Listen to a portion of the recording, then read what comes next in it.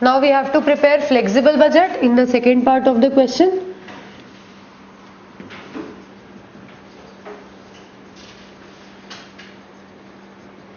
Flexible budget के लिए हमें जो रेंज दी हुई है दैट इज 15,000 to 21,000. तो मिनिमम पॉइंट पे हम बनाएंगे, मैक्सिमम पॉइंट पे हम बनाएंगे, as well as most likely जो हमें दिया हुआ है point that is 19,000 unit, sorry 18,000 units, उस पे भी हम बजट बनाएंगे. क्लियर है? सेलिंग प्राइस वगैरह नहीं दिया है ना, कहीं भी नहीं दिया सेलिंग प्राइस, तो ये सिर्फ कॉस्ट का ही बजट है, प्रॉफिट नहीं निकलेगा इस बजट में. Now starting with each and every cost. Direct material A हमने यहाँ पे लिख दिया है, सिर्फ इन्हीं फिगर्स को अब यूज करके हमें यहाँ पर फिलअप करना है. सो ए का कॉस्ट है 6 rupees, 6 into 15,000 90,000, 6 into 18,000 1,08,000 and 6 into 21,000 126. Direct material B is 5, 75,000 90,000 1,05,000. This is the quantity produced as well as quantity sold. दोनों सेम ही है. अगर अलग अलग होता तो फिर हमें सेलिंग ओवरहेड के टाइम पर ध्यान रखना पड़ता, वो क्वांटिटी सोल्ड के ऊपर लगते हैं. Third is production labour. इसका वेरिएबल एलिमेंट देखे तो 9 रुपीज के हिसाब से लगेगा फॉर 15,000 1,35,000, फॉर 18,000 1,62,000, फॉर 21,000 आपका नॉर्मल लेबर तो लगेगा ही, plus now you are crossing the threshold. आप 19,000 से ज्यादा यूनिट्स बना रहे हो. आप 19,000 तक जो यूनिट बनाओगे वहां पे कोई ओवरटाइम प्रीमियम आपको पे नहीं करना है. मतलब ऐसा नहीं है कि ओवरटाइम प्रीमियम पूरे 21,000 यूनिट्स पे किया जा रहा है. ये आया समझ में? ओवरटाइम प्रीमियम पूरे 21,000 यूनिट्स के लिए नहीं पे कर रहे हैं. 19,000 तक तो हमारे नॉर्मल टाइम भी बन गए. ओवर एंड अबव जो 2,000 यूनिट्स हमने बनाए, उन 2,000 के ऊपर हमें ओवरटाइम प्रीमियम भी पे करना पड़ रहा है. ओके, सो फॉर 19,000 यूनिट्स आपका labour cost will be ₹9 only. उसके ऊपर जो 2,000 यूनिट्स आप और बनाओगे उनके ऊपर कॉस्ट हो जाएगा 13.5 इंक्लूडिंग ओवरटाइम प्रीमियम. कितना?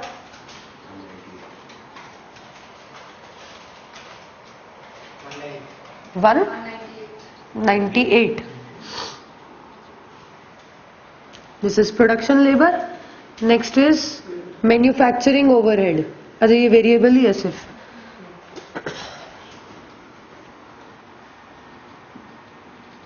फिक्स्ड 90,000 ही रहेगा.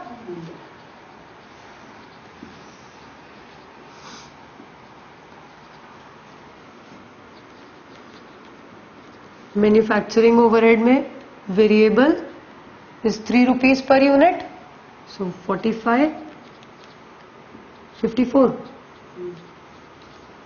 and 63, and fixed shall be 72.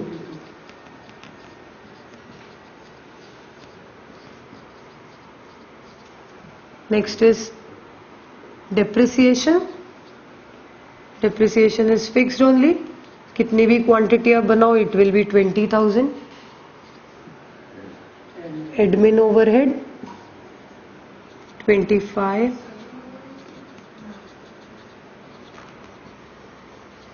And last cost is selling overhead. Selling overhead का variable portion is 2 rupees. So 30,000, 36,000, 42,000. And fixed part 24.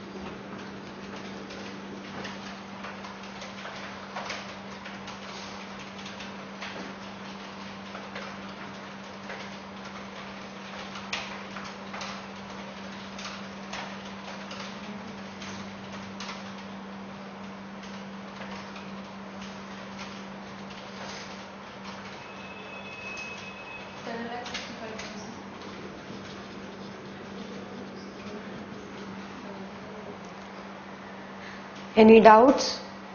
बोलिए. That production level, I'm not getting that. 10 into 100. हाँ. ये वाला, ये समझ में आया? हाँ, ये समझ में Yes. आया. सो इट्स सिंपली कि अगर पहले 100 रुपीज होते थे तो अब 12.5 से बढ़ रहा है ना, सो इट विल बी 112.5. और 80% हमने इसलिए किया क्योंकि हमारा टाइम कंज्यूम्ड इज रिड्यूस्ड, तो टाइम कम लगेगा तो उनको रेट भी कम ही देंगे. तो 80% पे ही देंगे हम लोग, क्योंकि हमारा 20% कम हो गया तो हम लोग इसलिए 80% पे. पर यूनिट सी, अगर मान लीजिए कि the rate is 10 rupees per hour, ठीक है, ये रेट चल रहा है. अभी हम क्या फाइंड कर रहे हैं? Variable cost per unit, not per hour. ये रेट तो इतना ही रहेगा. पहले अगर किसी को 1 घंटा लगता था हमारा यूनिट बनाने में तो हम उनको 10 रुपए पे करते थे एज द आवरली रेट. अब उसका now the time consumed is only 80%. मतलब अब वो 1 घंटा नहीं ले रहा है, अब वो 0.8 आवर ही ले रहा है. ओके, हम 1 घंटे के 10 रुपए दे रहे हैं, तो 0.8 आवर के मतलब पहले 1 घंटा जब वो यूज करता था, 1 घंटे में वो बनाता था, तब हम उसे 1 यूनिट के 10 रुपए दे रहे थे. पर यूनिट हो गया यही रेट. बट अब उसी यूनिट का रेट कितना हो जाएगा? 10 into 0.8, 8 rupees. Okay, per hour rate तो उतना ही है. आरली रेट में जो डिफरेंस आया है वो ये है जो रेट में इंक्रीज हुआ है, लेकिन पर यूनिट में रेट कम हो जाएगा क्योंकि हमारा टाइम कंज्यूम्ड कम हो रहा है. और कोई डाउट? लिख लीजिए.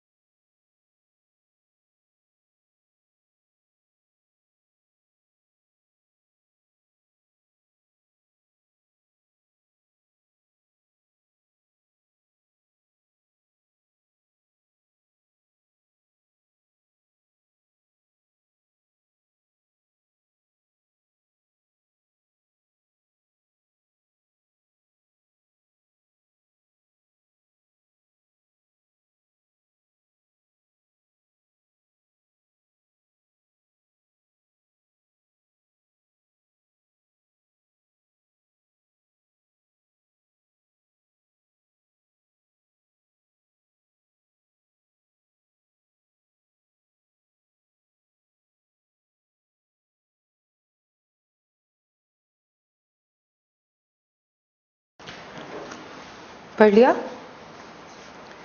Question number 8. Sportswear Limited manufactures sportswear shirts and shorts. The production budget for these two products has to be prepared for the next 3 months, November, December and January. Now we are entering into functional budgets. हमने cash budget देख लिया, हमने flexible budgets देख लिए. Now we are starting with functional budget. So we'll have individual budgets for each function. Production, sales, then material, labor, variable overhead. We'll have different kinds of budgets. So in this question we have to prepare the production budget for 3 months. The following information is given. Sales volume every month will be 2% more than the previous month's volume for each product. Last month में जितना sales था current month में उसका 2% ज़्यादा होगा. Volume that is quantity में sales will increase by 2%. The company carries stock of finished garments sufficient to meet 40% of the next month's demand, next month's sale. Next month में जितना भी sale होने वाला है, जितना बजटेड सेल है next month का, उसका 40% should be kept as closing stock for the current month. तो मतलब इस मंथ का जो सेल होगा उसका 40% लास्ट मंथ का क्लोजिंग स्टॉक होगा या इस मंथ का ओपनिंग स्टॉक होगा. जो लास्ट मंथ का क्लोजिंग है वही करेंट मंथ का ओपनिंग हो जाएगा. Closing stock for October 2000 was 6000 shirts and 8000 shorts. जब भी ऐसा कुछ क्वेश्चन होता है ना जिसमें सारे figures are given in percentage और ratios, so wherever you will find the whole number, वही आपका स्टार्टिंग पॉइंट है. यहाँ पर क्वेश्चन को स्टार्टिंग का पॉइंट आपको मिल गया, ये जो थर्ड पॉइंट है वहीं से ही आपको स्टार्ट करना है. You will have to link all the percentages and ratios with these numbers. इससे आप बाकी के फिगर्स फाइंड आउट करोगे, just as you did in single entry. जहां भी फिगर मिलता था वहीं से आप स्टार्ट करके और जितनी चीजें ढूंढ सकते थे ढूंढते थे. You are required to prepare the production budget for each product for November, December and January. तो हमें 3 महीने का बजट बनाना है.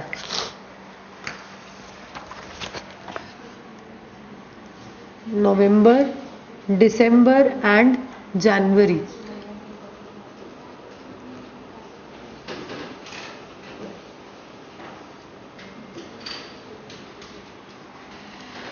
हमें दिया गया है क्लोजिंग स्टॉक फॉर अक्टूबर 2000. अक्टूबर 2000 का जो क्लोजिंग स्टॉक होगा वही नवंबर का ओपनिंग स्टॉक होना चाहिए. Okay, so we have the opening stock of November. अच्छा, दोनों सारे मंथ्स में then we'll have 2 products, shirts and shorts.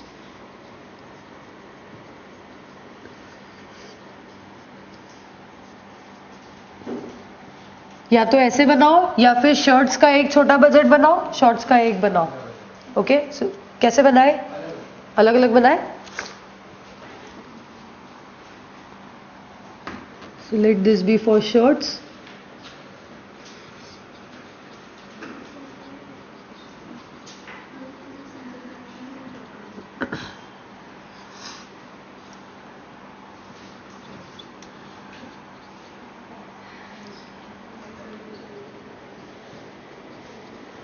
Opening stock कितना दिया है? क्या हो रहा है?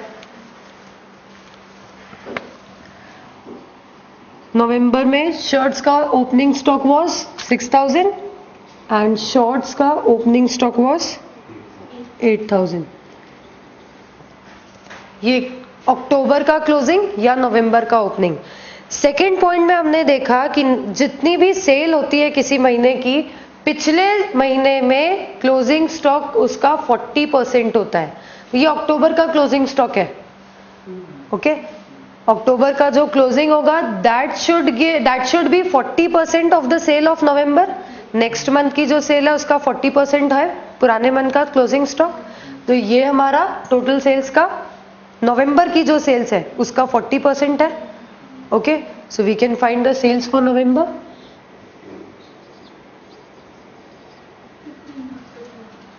$15,000. That is 6,000 divided by 0.4.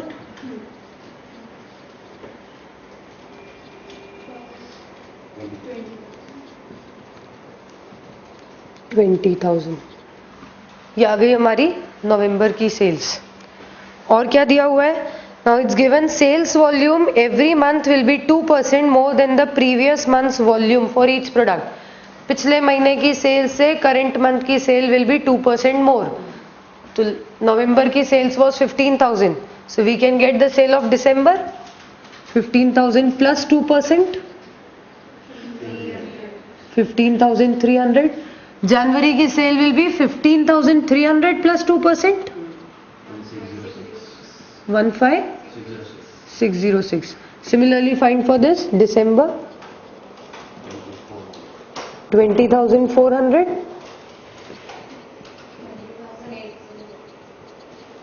20,808.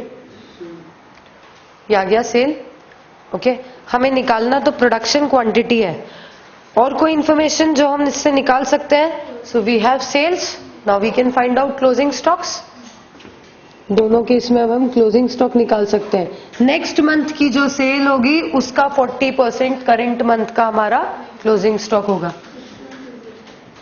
This will be 15,300 का 40%, 6,120. देन 15,606 का 40%, 6,242. एंड जनवरी में तो फेब्रुवरी की जो एक्सपेक्टेड सेल होगी, चाहिए तो एक और कॉलम बना दो. फेब्रुवरी की expected sale will be 15,606 plus 2%. या तो एक और कॉलम बना दो या यहीं पे वर्किंग करके दिखा दो. कितना होगा? 15,918. सो दिस विल बी 15,918 का 40%, 6,367. Similarly find for this. यहाँ पे भी फेब्रुवरी का निकालना पड़ेगा cell. 2808 plus 2%, 21,224. So the closing stocks will be next month की सेल का 4%, 40%, 8160. Then 2808 का 40%, 8333, 8323, 8490.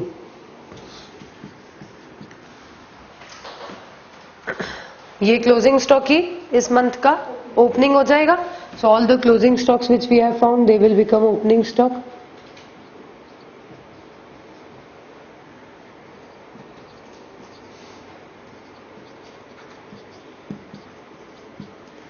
Now we have opening, closing and we have sales. So we know opening plus production minus closing gives us sales. That means production is equal to sales plus closing minus opening. Okay. So we'll have production is equal to sales plus closing stock minus opening stock. 15,120.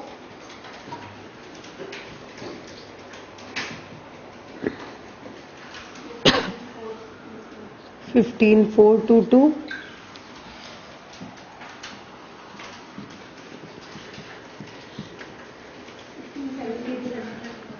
731. Then for shorts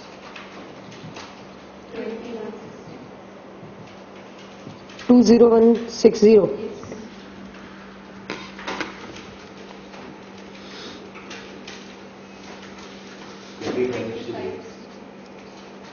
563.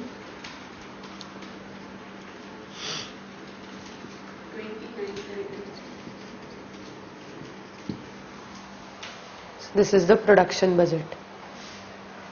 Any doubts? Liख लो.